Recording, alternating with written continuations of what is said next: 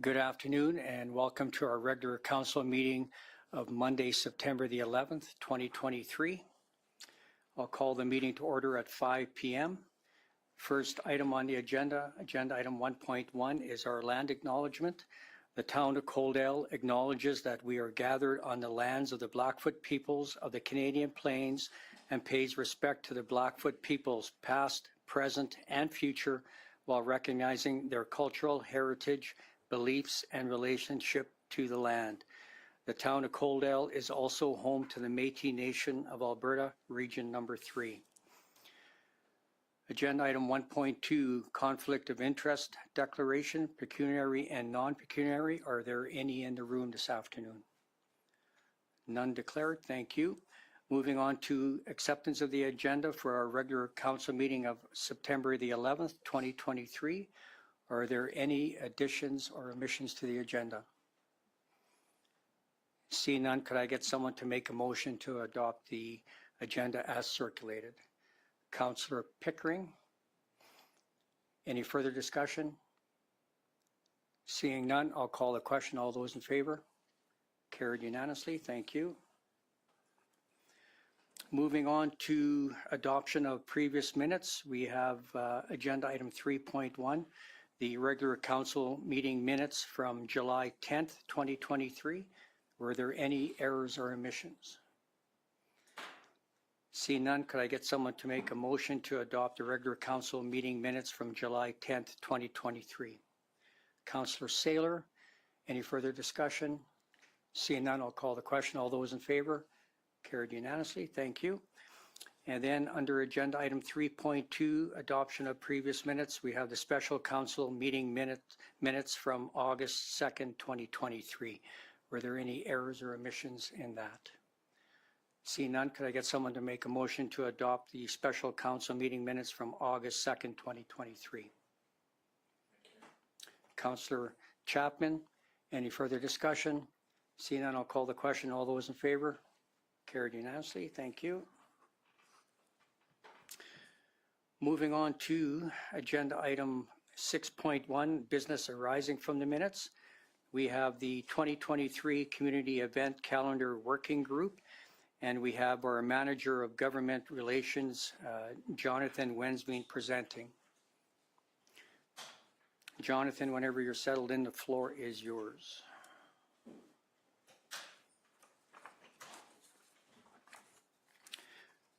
And just while we're waiting for Jonathan to get settled in, for our viewers at home, we've been experiencing some internet connection issues the last half hour. So if you see us disappear for a few seconds, that is why. Okay, John, whenever you're ready. Thank you, Mayor, Council. So the purpose of this staff report is essentially to request that Council appoint 2 to 3 members to a community event calendar working group. Last October 2022, Council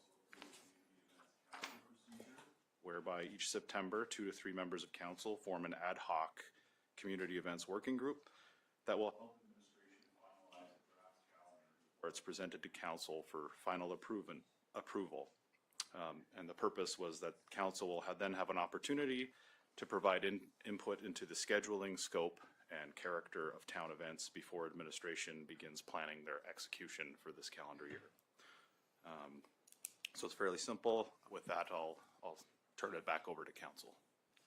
Okay, thank you very much.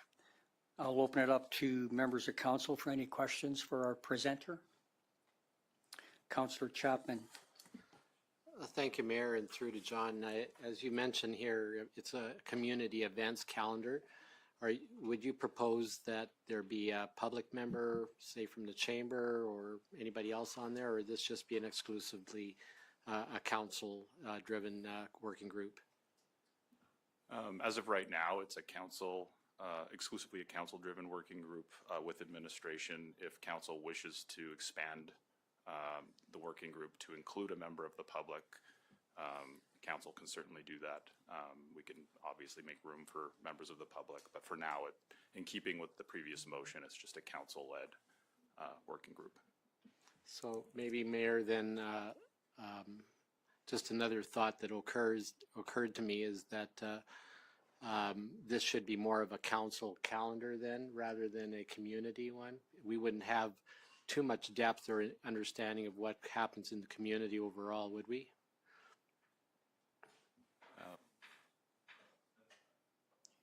So last year when we presented the community events calendar to council,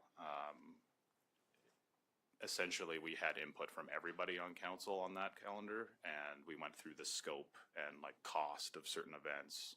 And the reason for passing this procedure was just trying to kind of focus the attention of a few councillors on this before it comes back to council as a whole. So again, we'd be going over all of the community events that the town has planned for the year, and then providing 2 to 3 members of council an opportunity to weigh in on the cost, the scope, the structure, the date type thing. Thank you. Just one other thought here is that I would propose that the mayor be included in on the 2 to 3 members of council. Thank you, and I'll take that invitation. I would like to be on that committee. So there is room for 1 or 2 more members of council. Do we really need 3 members on there? I just thought I would leave that up to the discretion of council. Okay, because what will happen is that we'll report back to council regardless on what's discussed at the meeting. So I'll open it up to members of council. Is there anybody else that wishes to be on this committee? And most of the meetings would be safe to say that they would be during the day, correct? Yeah, that's correct. Okay, thank you. Any volunteers?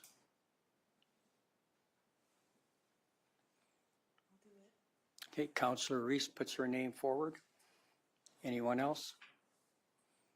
Okay, for now then we'll stop at having Councillor Reese and myself as part of that. So is there any more questions for John before we come up with the resolution? Just maybe a question through to you, Mayor, is that the proposal would have a closure date on it? Like this would be something that would be presented for October or November of this year? Yes, and I think that's fair to say that when we do our committee appointments, there'll be an opportunity to switch out at that time. Yeah. Your microphone's not on, John. The thinking from administration's perspective was to present the calendar to council as a whole during the organizational meeting when those appointments are also made. Okay, thank you. With that being said, then I'll need someone to sponsor the resolution that council appoint Councillor Lisa Reese and Mayor Jack Van Rijn to sit on the proposed 2023-2024 Community Events Calendar Working Group. Any Deputy Mayor Beekman makes that resolution? Any further discussion? Seeing none, I'll call the question. All those in favor? Carried. Opposed? You're good? Okay, carried unanimously. Thank you. Thanks, John. Moving on to agenda item 6.2, the Town of Coaldale General Recreation Board Exploration. And we have our Director of Recreation and Community Services, Russ Tanner, presenting. Russ, whenever you're ready, the floor is yours. Thank you very much. Thanks for your time tonight, Mayor Van Rijn and Council. So the purpose for this report is to provide Council with information concerning the exploration of a general committee to advise them on future recreation and community services needs. Further, to provide Council with an opportunity to discuss the pros and cons associated with the current approach and what this approach would be like and what it would look like. So as you're aware, the current approach for Coaldale is a focus group. The process currently requires a terms of reference to be developed by administration, town administration, ahead of going out and recruiting people for those focus groups. Some examples of past focus groups, just to kind of bring the clarification, would be the Sport and Recreation Working Group that existed and helped with advising town council on the design of the current recreation facility that's being built with the high school. the Marina Enhancement Working Group that later on also evolved into the Waves and Blades Sportsplex Innovation Working Group, the Mountain Bike Park Working Group, and the current Skateboard Working Group. So generalized community services groups are often called boards and advisories, which is the other style that quite a few communities actually use and have used for a number of years. The following is an example of what a Coaldale General Recreation Committee could look like. Obviously, this is just suggestions, could be shaped in a lot of different ways, but based on looking at what other communities are doing and what our community is made up of and what we've done in the past, a suggestion could be town council representation, County of Lethbridge representation, local school boards representation, Alberta Health Services in the form of FCSS or other health services and representation, Chamber of Commerce representation, and then there's always generally a community members at large representation, so a number of people. Again, the current approach has been effective and has helped out certainly with focus groups. This has proven to be a very effective approach in ensuring that the final product or recommendations made by the group to town council have been well thought out with level of interest and expertise sometimes lost in a generalized group. Whereas with the generalized group approach, with respect to the generalized going with that approach, although there is still opportunity for subcommittees to be formed in order to gain some focus specific to results, it's often more times consuming to do so than the previous approach. However, a generalized committee oftentimes presents a better way to ensure that the collective interest is factored in every action decision, and oftentimes a committee will provide additional avenues, such as oftentimes they provide support administration while advising Coaldale Town Council on various recreation issues, including fees, so rates and fees and programming and long-term planning-based projects. It could also provide an avenue for community sport and recreation groups and citizens to discuss and put forward their ideas and concerns with respect to recreation services, their programs, and their service levels. All right. So oftentimes a focus group designed to target specific things loses that other option for that advocacy. And the reality is a generalized committee could at times save town council time and energy in searching out things and recommendations. So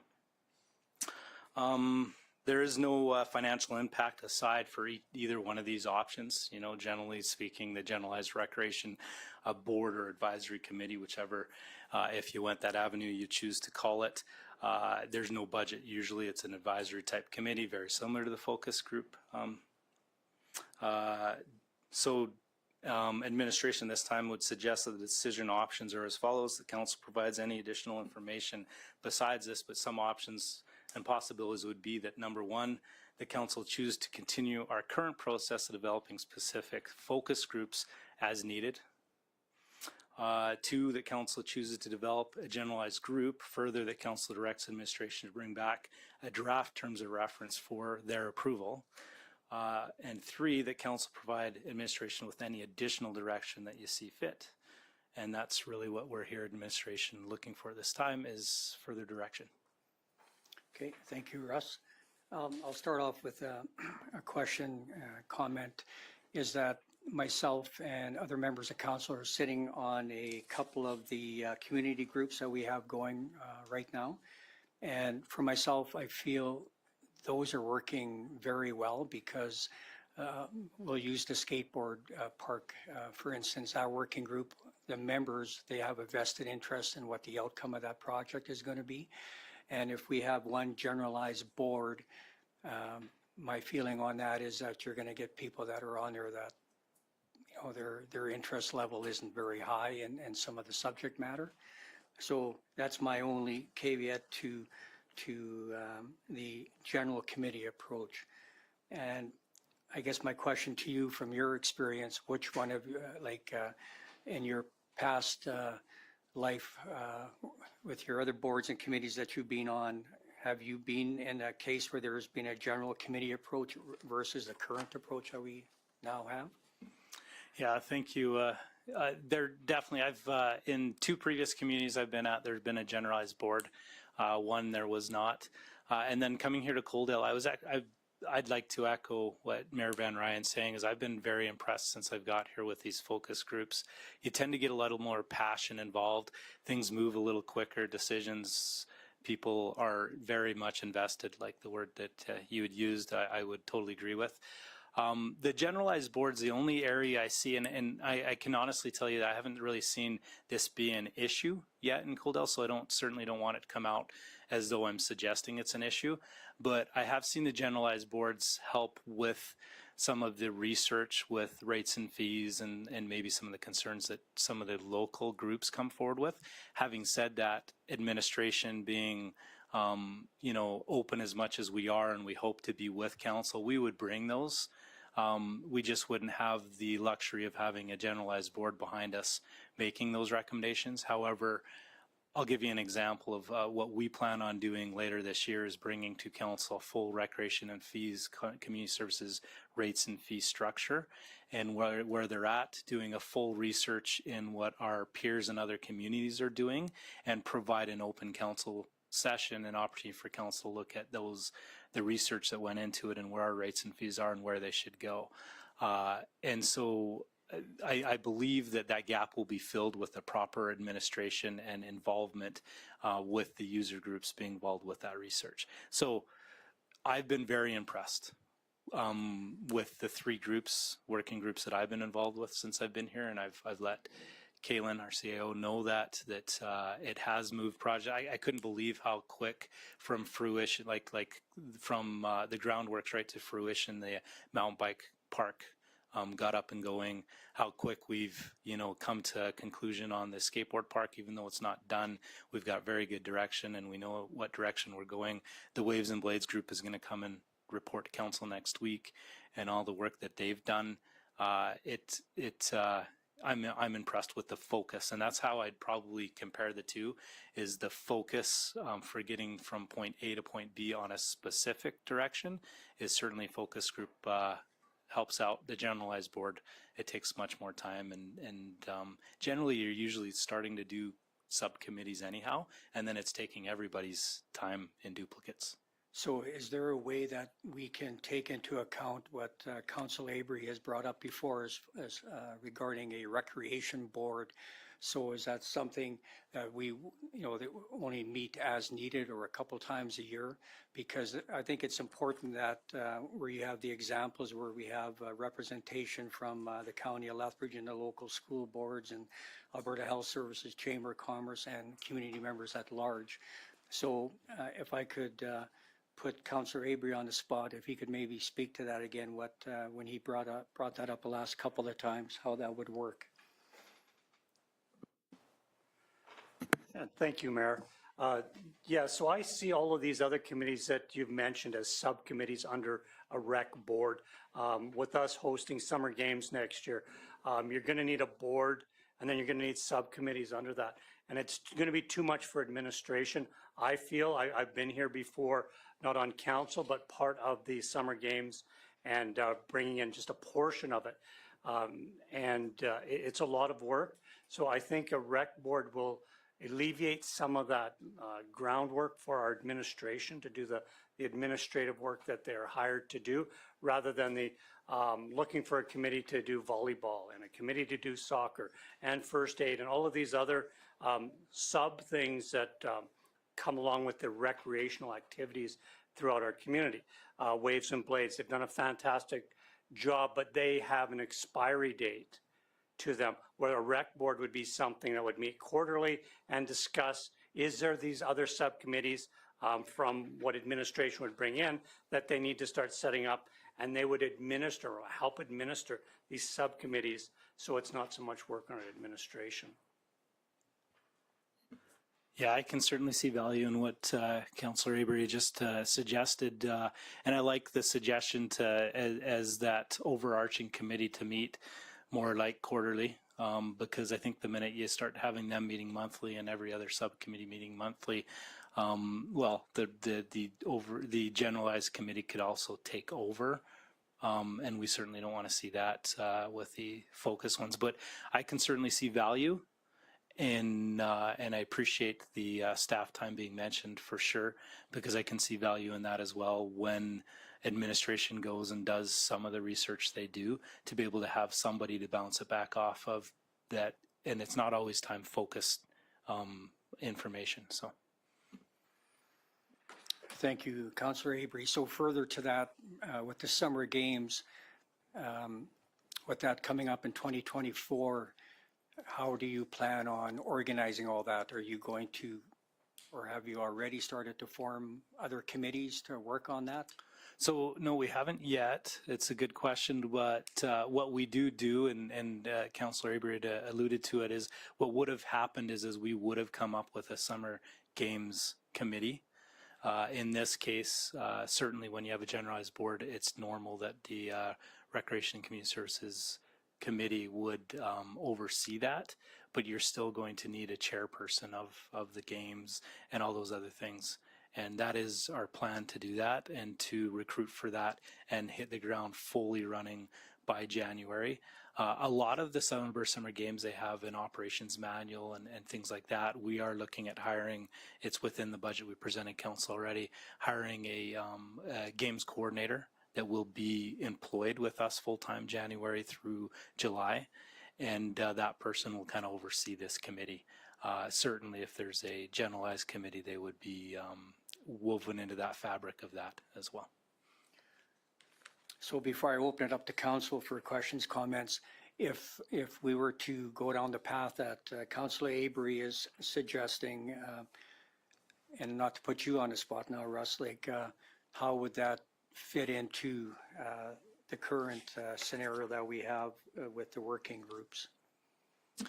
So the way I would see it is it would have some of that representation that's the generalized, where we would bring back a terms of reference that would suggest, and just this is pulling not really out of the air because there are examples of this, but a member of county council, more than one member of town council, the boards and things, or the school boards and the Chamber of Commerce, but you'd create that generalized situation where we know the schools are going to be involved with Southern Alberta Summer Games as well, things like that. That committee would then come together to establish and a report process from the games chair.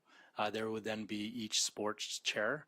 Generalized speaking, there's also a fundraising chair, a medals chair. Like, so basically you're looking for somebody to champion every single aspect of the Summer Games.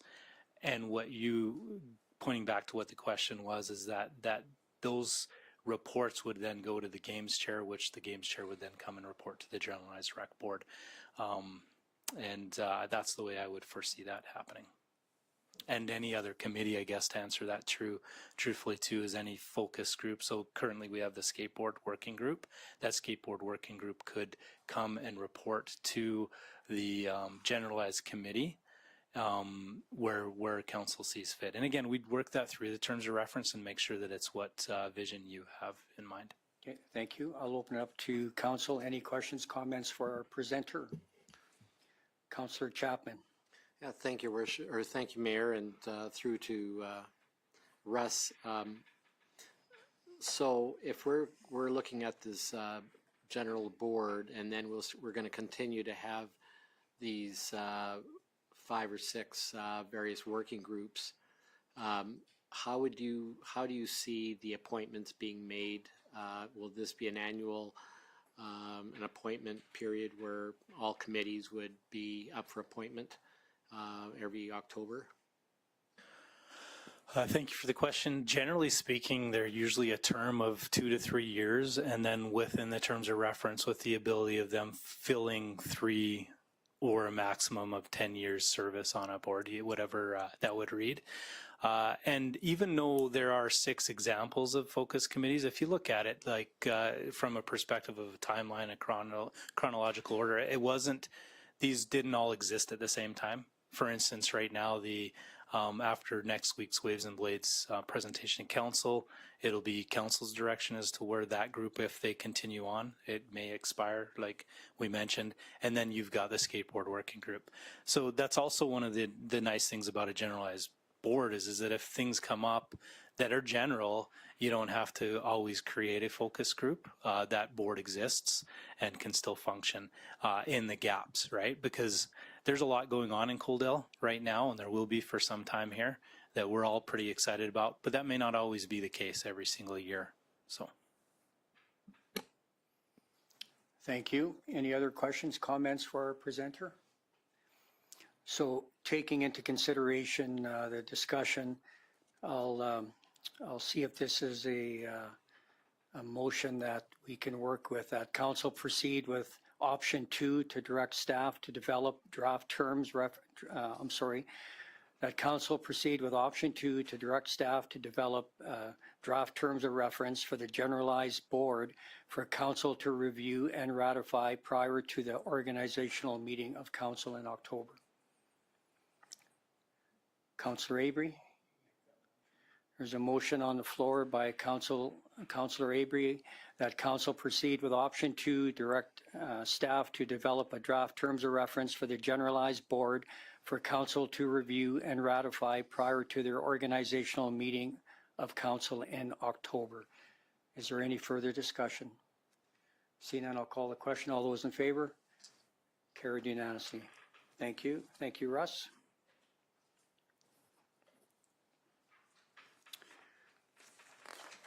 Moving on to agenda item 7.1 under bylaws and policies. We have Hailey Winder, our senior planner, presenting on the West Industrial Area Structure Plan Bylaw 875-P-06-23 regarding second and third reading. Hailey, whenever you're ready, the floor is yours.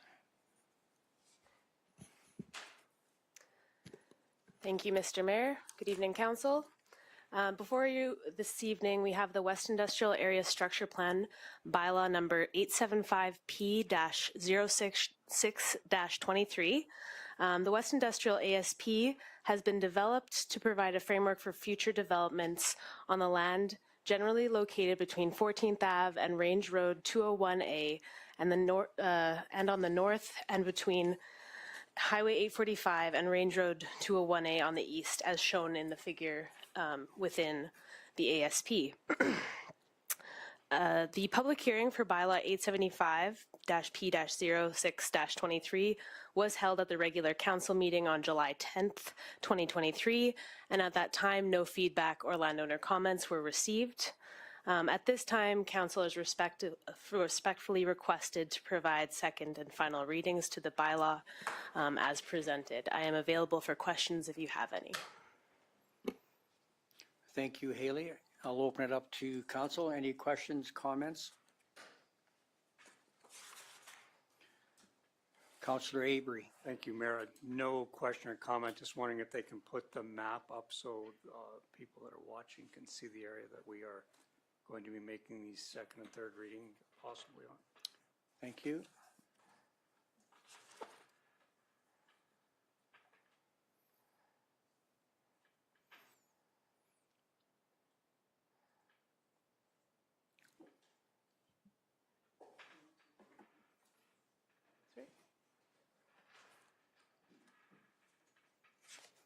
And Hailey, if you can just, while we're waiting for that to come up, a little bit about the background information on that regarding that piece that was pulled out of the original area structure plan, if you want to just speak to that for a minute. Yes, thank you, Mr. Mayor. I believe it would be the next map that's available that would better illustrate the current area. So what had happened was the original area structure plan, which was adopted as 844-P-03-22, had originally included this small portion, linear portion on the southeast that's indicated in brown at the bottom of that area. It was originally included in the area structure plan. However, upon public hearing, it was removed. There were some landowner issues there, and it was excluded from the bylaw that was adopted in 2022. However, since that time, changes in ownership have allowed for that parcel to be reincorporated into the plan area as originally intended. So the area structure plan that was originally circulated and that had received public feedback on that original circulation is identical to the area structure plan that is before you this evening. Thank you. Again, any questions, comments from members of council? Councillor Chapman. Thank you, Mayor, and through to our senior planner. The proposed street names, do they usually come forward to administration for approval whenever there's a street name being proposed? Thank you, through the mayor. The street naming process will occur during subdivision. Basically, especially when it comes to those industrial parcels, it is likely that those street names will be numeric in alignment with the grid system that we already have in place in the town. So unless there is a proposal for different types of names, that will be determined at the subdivision stage. Thanks. Thank you.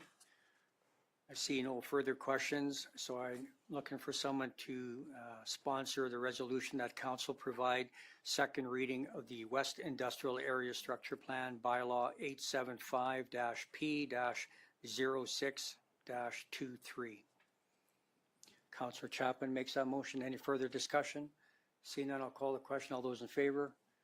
Carried unanimously. Thank you. And then I'm looking for someone to sponsor that council provide third and final reading of West Industrial Area Structure Plan Bylaw 875-P-06-23. Councillor Reese makes that motion. Any further discussion? Seeing none, I'll call the question. All those in favor? Carried unanimously. Thank you. Moving on to agenda item 7.2. Again, we have our senior planner, Hailey Winder, presenting on the Civic Square Area Redevelopment Plan Bylaw 878-P-09-23. Go ahead, Hailey. Thank you, Mr. Mayor. The proposed bylaw before you this evening is the Civic Square Area Redevelopment Plan, or ARP for short.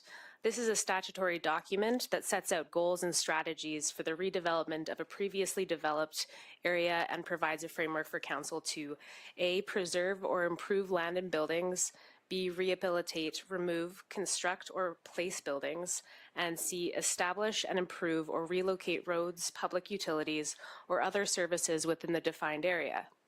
Specifically, this ARP will focus on the lands containing the Civic Square building, town-owned lands to the immediate south of this building, and a small number of lots to the immediate west of the Civic Square building. You can see those in map 1 of the ARP, just being presented right here. So that land on map 1 is the ARP area for this particular plan. The objectives of this ARP are to encourage the appropriate integration of retail, commercial, and dining establishments, improve vibrancy, economic vitality, and livability, identify opportunities for redevelopment of vacant or underutilized parcels, encourage the sustainable development of the downtown community, and build a strong sense of place that contributes to a positive community identity. It is worth noting that this draft Civic Square ARP is yet to be formatted, and minor textual amendments will be incorporated into the finalized document prior to the public hearing. So as per Bylaw 869-GE-04-23, which is the council's procedural bylaw, council is required to vote on first reading of the proposed bylaw without amendment or debate, essentially starting the bylaw process. At this time, council is respectfully requested to provide first reading to bylaw 878-P-09-23 and direct administration to schedule and advertise for a public hearing at a subsequent regular council meeting. Thank you. Thank you. Does anyone care to sponsor that resolution? Councillor Chapman. Any further discussion? Seeing none, I'll call the question. All those in favor? Carried unanimously. Thank you. Moving on to agenda item 7.3, Land Use Bylaw Amendment 879-P-09-23 regarding first reading for rezoning of R-1A to R-2. Hailey, whenever you're ready, go ahead. Thank you, Mayor. The proposed bylaw before you this evening is to redesignate lands legally described as lots 4 and 5 of Block 20, Plan 6476AA from residential R1A to residential multi-unit R2. On August 28th, Town Administration received an application for a land use bylaw amendment from a private landowner. The purpose of this application is to redesignate the subject lands from R1A to R2 in order to accommodate multi-unit residential development. As part of the application submission, the applicant provided a descriptive narrative attached to the report for your review concerning and addressing the following matters: the proposed designation and land use, consistency with applicable statutory plans, compatibility with surrounding land uses and zoning, suitability of the site and identification of any constraints, how the site will be serviced and what facilities are available, and any potential impacts on the public road network. The proposed redesignation aligns with the residential growth objectives of the current town plan, specifically relating to infill development, multi-unit dwellings, residential development or residential density targets, and housing stock diversification. As required by the Municipal Government Act, notice of the public hearing will be mailed to all surrounding property owners and advertised in the Sunny South News for 2 consecutive weeks prior to the scheduled public hearing. As per the procedural bylaw, Council again is required to vote on first reading of the proposed bylaw without amendment or debate. At this time, Council is respectfully requested to provide first reading to proposed bylaw 879-P-09-23 and direct administration to schedule and advertise for a public hearing at a subsequent regular council meeting. Thank you. Thank you, Hailey. Any questions, comments for our presenter? Pretty straightforward. Good job on your presentation.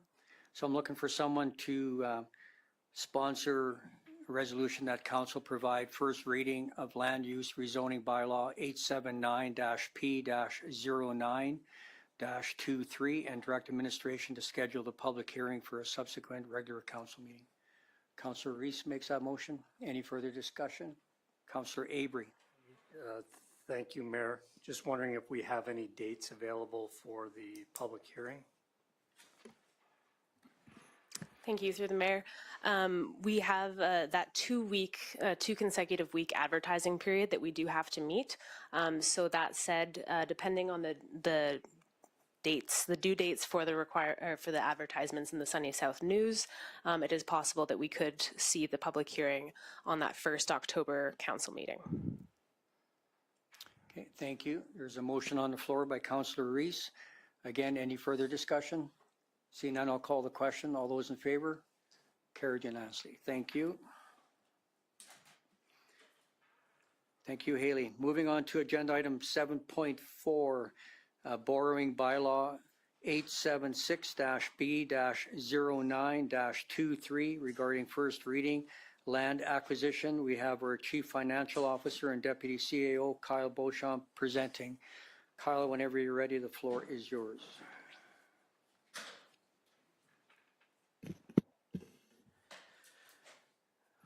Okay, thanks and good evening, Council. So, yeah, we do have borrowing bylaw 876-B-09-23 for the purchase of land to facilitate economic development.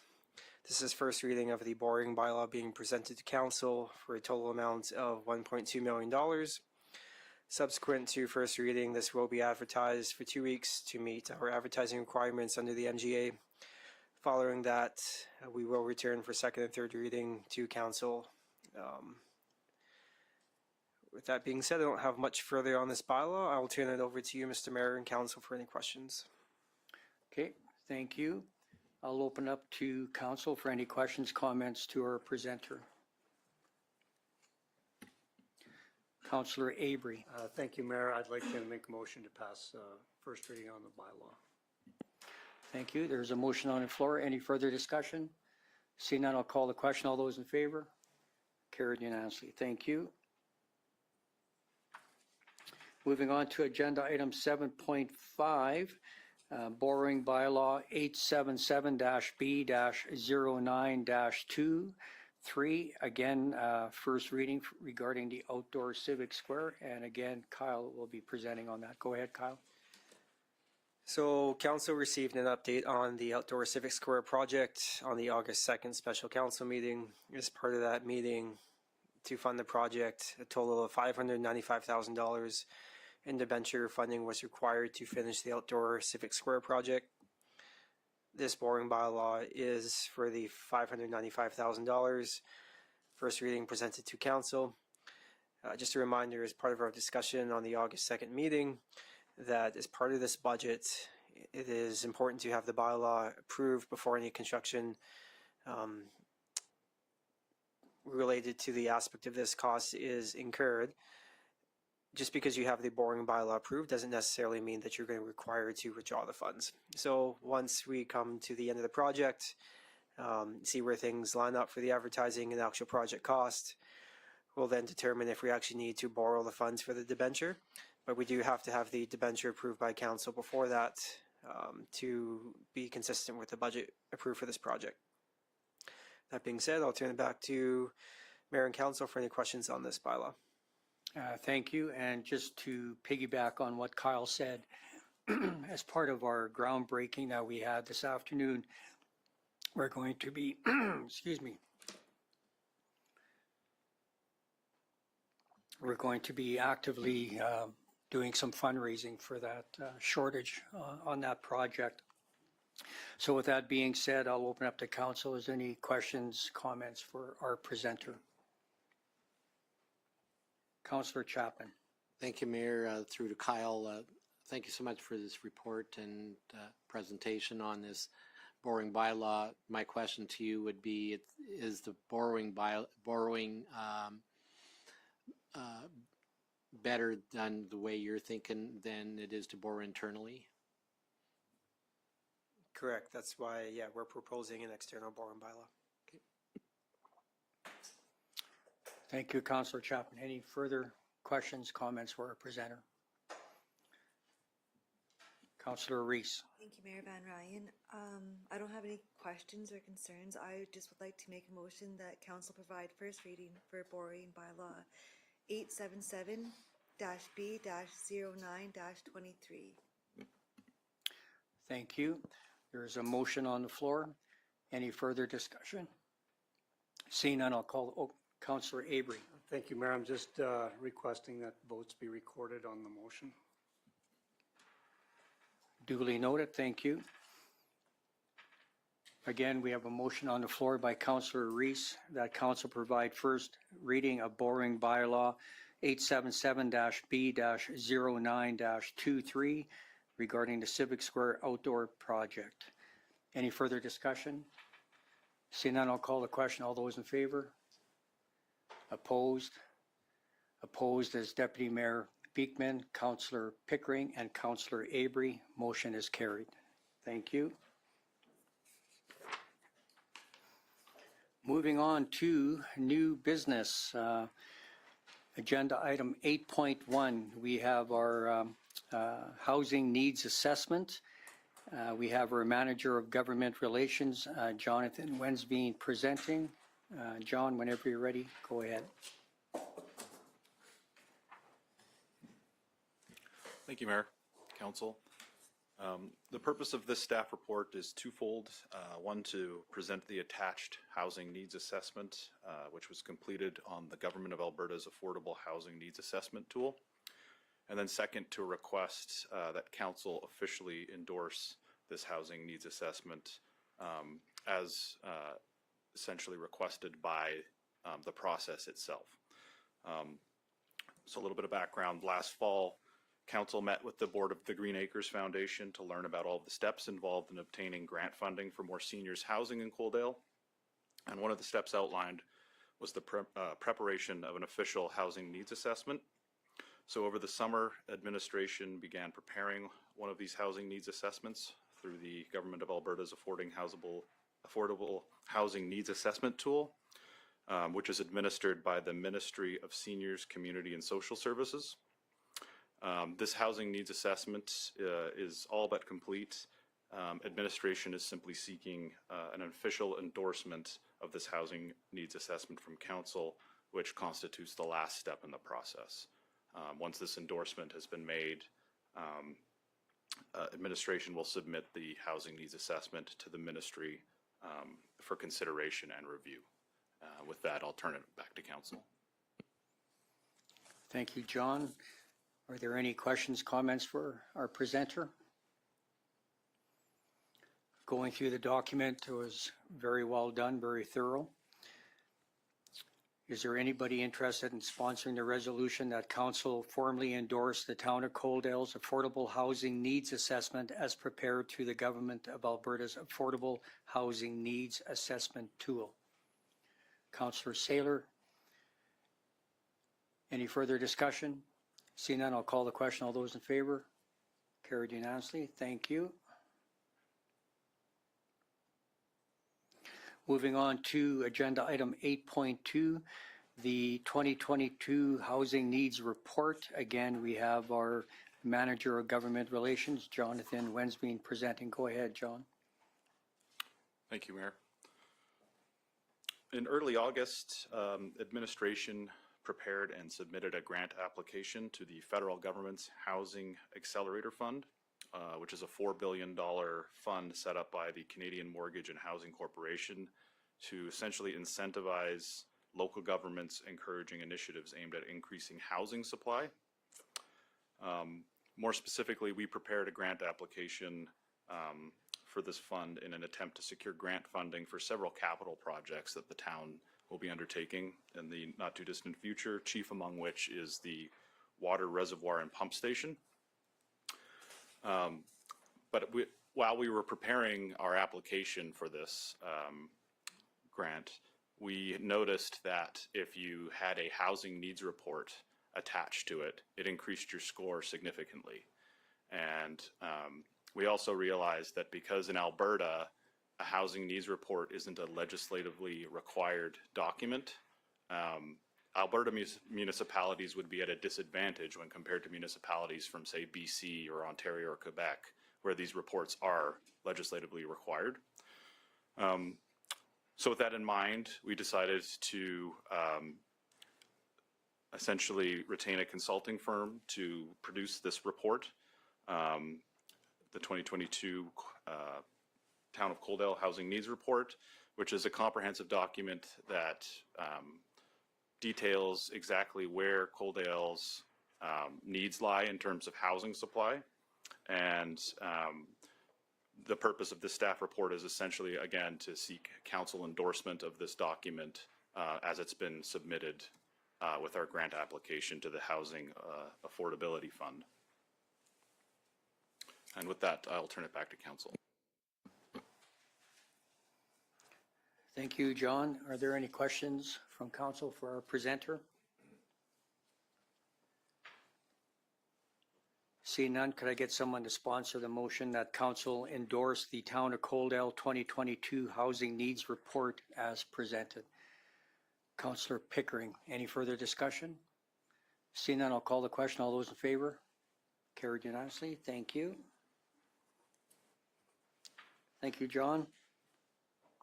Moving on to agenda item 8.3, request for refund on tax penalties paid. We have our Chief Financial Officer and Deputy CAO, Kyle Beauchamp, presenting. Go ahead, Kyle.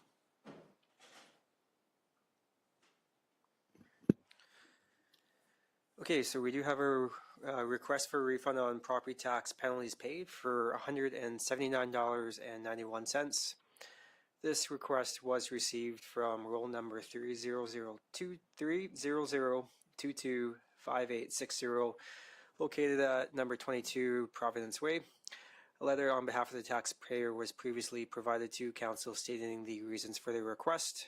Just be noted that this was not included as part of the agenda package. Just some background on property taxes and tax notices, how that's handled and the due dates associated with that. So tax notices for this year were mailed out on May 31st, with the due date of June 30th. Taxes not paid by June 30th will have a 9% penalty applied. After each month after that, a 1.5% penalty is applied. These rates have been previously approved by Town Council through the Property Tax Penalty Bylaw. For residents and businesses of Coaldale, I just want to take some time to note that there are essentially two methods for payment of your property taxes. The first is the tax installment payment plan, known as TIP, that we do offer. So this allows the taxpayer to pay their taxes evenly throughout the year, beginning in January, ending in December. Those signed up for the TIP program essentially get a 6-month deferral program where they don't pay any interest or penalties on the taxes that they pay from July 1st to December 31st. Those not enrolled in this TIP plan are subject to option number 2, in which your property taxes must be paid in full by June 30th, so you're not subjected to any penalties. Historically, when these requests do come in, we do get quite a few each year. Administration only does provide relief from penalties when it is administrative error. Previous handling from administration on this matter has been consistent with the recommendation listed to Council below. Council does have the ability to cancel or reduce taxes subject to a council motion as subject to the MGA. With that being said, it's administration's recommendation to deny the request for a refund. There is no administrative error identified here, and this is consistent with how administration has treated these requests in the past. I'll turn it back to council for discussion on this matter. Okay, thank you. I'll open it up for any questions, comments to our presenter. I have a question for you, Kyle. So this particular tax roll, have they had a problem like this in the past with the same tax roll? It was noted in the previous year as well that there was late payment of property taxes. So that would have been in 2022. We did not notice anything in the few years before that. And with the request last year, what occurred? I don't recall receiving any requests last year. Okay, thank you. Councillor Chapman, you had a question? Just going to make the motion respectfully tending to administration's recommendation that council deny the request for a refund of tax penalties paid of $179.91 for property tax roll number 300 to 25,860. Thank you. There's a motion on the floor by Councillor Chapman. Any further discussion? Seeing none, I'll call the question. All those in favor? Carried unanimously. Thank you. Moving on to departmental reports, agenda item 9.1. We have our financial update for quarter 2 to the end of June 30th, 2023. And again, we have our Chief Financial Officer and Deputy CAO, Kyle Beauchamp, presenting. Go ahead, Kyle. Thank you, Mr. Mayor. So the financial update you have in front of you, again, yes, is up to June 30th of this year. Council will be familiar with these updates are presented to Council quarterly. We try to present them in a format that is consistent with our audited financial statements in a manner that is concise but descriptive of the highlights that are relevant and critical to Council on a quarterly financial update. If Council does have any recommendations or suggestions on how they would like to see this information, always happy to hear those. If not, we're just kind of assume status quo is good for now. But turning to the actual numbers here. So on the page on the screen here, we'll start off with revenues. Actual for the year till June 30th was $19.8 million with a total budget of $23.7 million. I'm just going to go over some of the highlights here. So user fees and sale of goods and services, we are estimating a $125,000 surplus in this. This is largely due to fire support provided in the fires over the summer. When we do send staff in our vehicles, we are paid a set amount based on the number of hours and days we're up there. This additional revenue from those services specifically was approximately $110,000. Franchise fees. So this isn't a surplus specifically from franchise fees, but what happens in the town when we have construction projects for residential and commercial is that the town of Coaldale has to pay a certain percentage of the cost associated with the installation of the streetlights. If the streetlights produce a surplus over their expected base amount from Fortis, Fortis does refund the town a portion of that original construction paid. So this is an amount that it's almost it's very difficult for us to budget and expect when it will occur. Essentially, when Fortis runs their calculations, they tell us whether or not we qualify for a refund in the year. And this year we did qualify for a refund of $130,000. Operating grants. I do have noted there is an estimated surplus of $105,000. So there was some follow-up on this. So MSI operating was doubled for this year at $65,000. There has been some historic, unfortunate situation in. There has been an unfortunate situation in how MSI operating has been allocated to the town of Coaldale in the past. Previously, about 3 years ago, we were at about $265,000.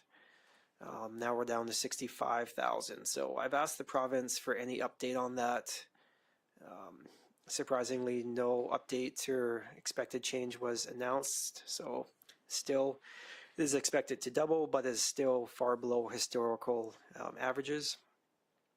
And the policing grant for $40,000. This was information communicated from Alberta municipalities to the town of Coaldale that municipalities would be receiving an increase in this grant funding. Further to discussions with our counterparties at the provincial government, this was an error by Alberta municipalities in which there isn't any additional funding to be expected. So the additional $40,000 in policing grant noted on the slide is actually zero after further investigation. Investment income. Our investment income is tied to interest rates. So with the increase in interest rates, we're estimating a surplus of $100,000. Should be note that this surplus for interest rates will likely have to be carried forward to 2024 as we're expecting lower amounts of interest income for next year's budget. So this will kind of be used to help offset that. License permits and development fees, just based on what we've received to date, based on the number of months in the year, a $40,000 deficit compared to budget is expected in that. And finally, the other miscellaneous. So this contains amounts from the Coaldale Strong campaign for the Recreation Center and proceeds received on equipment sales, which ultimately go back to our reserves for future equipment purchases. So total revenue surplus expected on the screen here says $455,000. But again, subtracting that policing grant, we're actually about $415,000 in estimated revenue surplus. Further going down to expenses, policing, regulatory, and emergency management. So this expense is largely consistent of our RCMP policing. Some good news on this is that we were expecting a $100,000 deficit. About a week or two ago, we did some investigation and had some discussions with the RCMP on a recent invoice, to which we had discovered approximately $60,000 that they were overcharging us. So this $100,000 deficit stated on the screen is actually only $40,000. Road, streets, lighting, and walkways, we're expecting an unbudgeted amount of $175,000 for rail maintenance. I believe this is for the crossing at 8th Street. CP Rail, there was a previous agreement between the town of Coaldale and CP Rail, which does require maintenance costs for that to be allocated to the town of Coaldale. There was a significant upgrade required at that intersection, to which the town is responsible for that bill. Finally, for expenses here is the lagoon, so the wastewater treatment facility. Costs are expected to be anywhere between $125,000 and $175,000 higher than budgeted. This is largely due to the actual operation cost of the facility being higher than what was previously provided in budget. This largely relates to chemical costs, testing, treatment. These costs were kind of somewhat unknown when the facility opens. Now that the facility is opening and operating, it is my understanding that the staff over at that facility are working to identify ways to help lower and offset these costs for and produce future efficiencies. So expenses are estimated total to be on the screen $265,000 over budget. This is pretty much accurate. We do have the savings in the RCMP, but the lagoon costs are expected to be slightly higher. So kind of where we're sitting at the end of the day, to summarize all that, $190,000 surplus. After some adjustments made in the last couple of weeks here, we're expecting that to be close to about $150,000 surplus at the end of the year. If you can go down to the next page on the screen here. One more page. Just going to skip to our capital budget here. So the capital budget contains all the projects previously approved for construction by council. The costs are split out, what we've incurred in the year to date, as well as in previous years for projects that are multi-year scopes. So for example, we have the recreation center budget remaining for this project at the end of June. We had spent over $10 million, with 8.7 remaining in budget.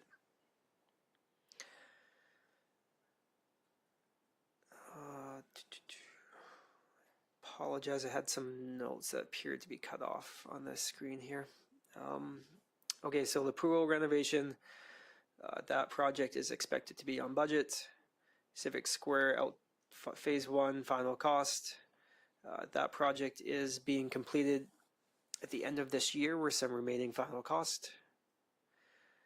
Phase 3, council is very familiar with that, considering the groundbreaking construction to start shortly on that. Vehicle hoist, cemetery columbarium, senior center roof replacement, the spray park cannon, and the spray park pad extension and drainage are all expected to be on budget at the end of the year. The wastewater lagoon upgrade, currently there's a surplus of $200,000, subject to some final cost. We anticipate to have a surplus anywhere between $150,000 and $50,000 in that project. Malloy 2B, listed as a budget of $3.1 million. That is one that is currently being reviewed by administration, possibly change the scope and budget of that project. The remaining projects on here are all expected to be on budgets, completed at the end of the year, or completed at next year for those ones that will construction will finish off in 2024. So with that being said, I will just kind of turn that back over to council for any questions on this Q2 financial update. Thank you, Kyle. I appreciate the way you presented that. It makes it very easy to follow along, more so with the notes like you do that. I appreciate that. So I'll open up to council. Any questions, comments? Deputy Mayor Beekman. Thank you, Mayor, and thank you, Kyle, for the presentation. Just curious to know, we're looking at ballpark $150,000 surplus. Where does that end up?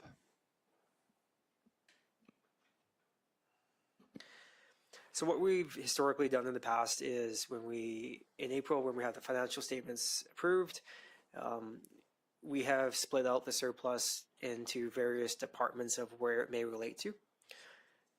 So we've kind of done two things in the past. First is if we've had a project that has been underfunded, in need of additional funding, for example, the recreation center in the past, we've purchased some of those surpluses to fill those capital needs. Second option is that if the surpluses are related to specific departments which have a need in the future, we can allocate those funds specifically to those departments to cover off a future expenditure that we know we're going to have in the future. So essentially the surplus all goes back into the piggy bank and it's allocated to the projects with the biggest funding priority as determined by town council. Follow up. Sorry, just to follow up on that. So if we have $150,000 in operational savings, shouldn't that stay in operational, or would that just get allocated to whatever need is seen fit? So the operational savings, the operating budget with it being approved every year and funded every year, the savings could theoretically go into a mill rate stabilization reserve. And a mill rate stabilization reserve is designed to help offset high fluctuations in your increase in your tax rate. So that is definitely an option that council can direct the funds towards. In the past couple of years, there have been identified projects which needed funding, which were of a higher priority, which were allocated towards there. So essentially, at the end of the day, you're not restricted to where you want to allocate the surplus to, but we provide options to allocate it in a manner that identifies the biggest priority at the time. But again, council, if they want, can allocate a surplus to different areas based on how you feel. I'll open it up for more questions. Councillor Pickering. Thank you, Mayor Van Rijn. Through to Kyle, just looking at some of the budget items, these will be purchased before the end of the year. Like I noticed the hoist, and I also noticed parks and tractors, they budgeted 80,000 and they only spent 14.1 with the $65,000 surplus. Is that going to be spent or by the end of the year, or? Yeah, I believe the parks tractor was actually just purchased recently. So that one was purchased a couple weeks ago. So this is just up till June 30th. So it wasn't like the actual amount you won't see in that. But yes, that will be spent. Same with the hoist. The plan is still to purchase that this year. So those projects will both be purchased. They're expected to be on budget and completed by the end of the year. Okay, thank you. Councillor Chaplin, you have a question? Yes, thank you, Mayor, and through to Kyle, as Mayor said, well laid out presentation. My question to you is with regards to the senior center roof extension. Although those monies haven't been spent, is the project still on schedule to be done this year? I can't comment specifically on that, as I'm not involved in the actual construction of the project. But from my understanding is that it is identified as a 2023 project that will be completed by the end of the year. So if the actual timing of when in the year it's going to be completed, I just know by the end of the year I've been told it should be done. Okay, thank you. Councillor Abrey has a question. Thank you, Mayor. And this one might be more for the CAO. I'm not sure, but so when we were presented with the budget last year to pass these items, there was a safety issue with the hoist, or there was something that it needed to be replaced. We're now 9 months into this year, so I'm now wondering about the importance of this wore-out hoist that the town had, and did it or does it really need to be replaced? And then back to the parks tractor at 14,100. Are we buying two tractors? Did we buy one before the end of June, and now a second one that's being purchased now? Because to me, it looks like we're going to have a 65.9 purchase and a 14.1 purchase. On the parks tractor, so the cost you see there is actually an attachment for the tractor. So that's the attachment for the tractor. There's only one tractor that's being purchased for the remainder balance, which is, what was that, $65,000? So $65,000 for the actual tractor, give or take a bit, and then approximately 15,000 for the attachment that goes onto the tractor. So once it's completed, it'll be one tractor with the attachment. In regards to the vehicle hoist, if CAO Hastings has anything to add,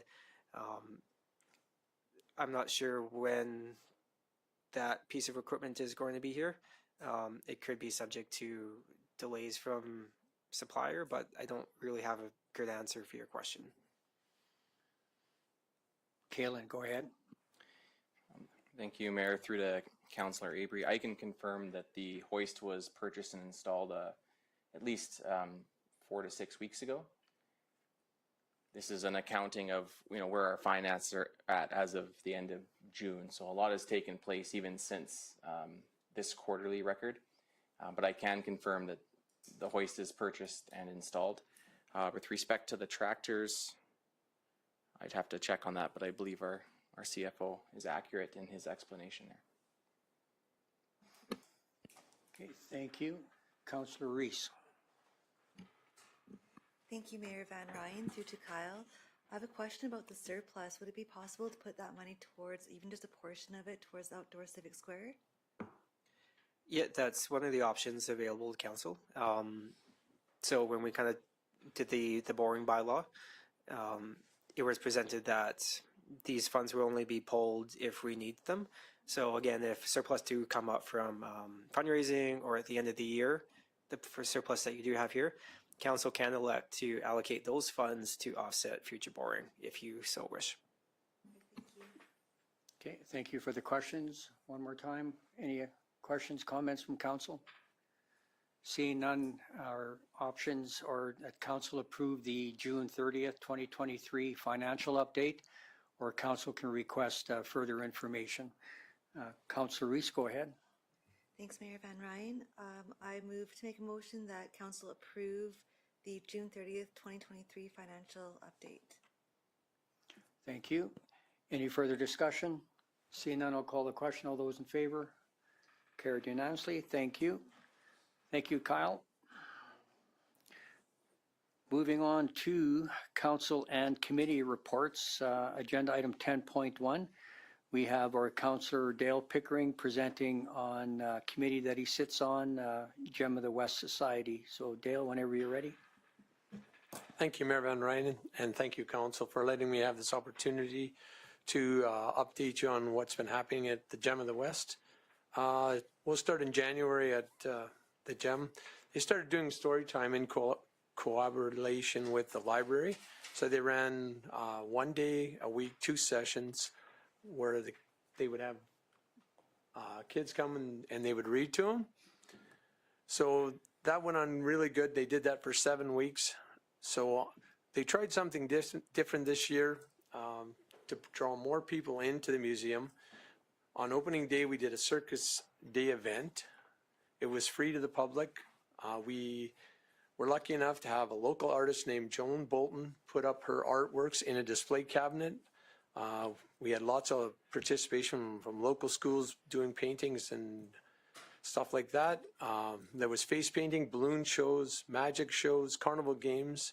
I want to thank the mayor and councillors that participated in helping us run this event with all the local volunteers. It went over as a huge success. I'm guessing next year we're going to do the same thing. Through the summer, we had a good turnout of school tours from the city of Lethbridge and through Palliser. Plus, we ran the on-site blacksmith demonstration. I want to thank the volunteers for doing that. Through our administration, our manager, Craig Day, he participated in Summerfest in the parade with a booth. And they did a history story on the sugar beet industry in southern Alberta as an event. So it went over great too. Coming in the fall, we're planning on doing a fundraiser, which is coming up right away, an antique auction, and I will be presenting that to council in the next few days. Other than that, we're hoping to participate in the Halloween dance with the town of Coaldale. And we have a craft show coming up in the next month, and it's already sold out. So with that, we've had great turnout this year and good success. Thank you. Thank you, Dale. Good job on your report. Any questions for Councillor Pickering? Seeing none, could I get someone to make a motion that council receive the Gem of the West Society verbal report as information? Deputy Mayor Beekman, any further discussion? Seeing none, I'll call the question. All those in favor? Carried unanimously. Thank you. Moving on to information items, we have two of them. 12.1 regarding the Municipal Affairs MSI and the CCBF funding. The letter was dated July 7, 2023. Are there any questions, comments on that letter? Seeing none, could I get someone to make a motion to adopt the receive MSI funding correspondence from Municipal Affairs as information? Councillor Reese makes that motion. Any discussion? Seeing none, all those in favor? Carried unanimously. Thank you. And the second piece was the Municipal Affairs Fire Services Training Program grant that was dated August 9th, 2023. And I'd like to recognize Councillor Abrey for bringing that to the attention of Municipal Affairs, that was a much needed grant, that $500,000. Any questions, comments on that one? Seeing none, could I get someone to make a motion that council receive the Fire Services Training Program grant correspondence from Municipal Affairs as information? Councillor Pickering, any further discussion? Seeing none, I'll call the question. All those in favor? Carried unanimously. Thank you. So that concludes the open portion of our meeting. I will require to go into closed meeting a motion that council moves to go into closed session at 6:16 p.m. in accordance with section 197-4-PB of the Municipal Government Act to discuss matters exempt from disclosure for item 13.1 subject to section 21 intergovernment relations, item 13.1 and 13.3 subject to section 24 advice from officials, item 13.2 and 13.3 subject to section 25 economic and other interests of a public body, item 13.2 subject to section 16 business interests of a third party, item 13.3 subject to section 27 privileged information. So I require a motion for that, please. Deputy Mayor Beekman, any further discussion? See none, I'll call the question. All those in favor? Carried unanimously. Thank you. We will take a 10-minute break.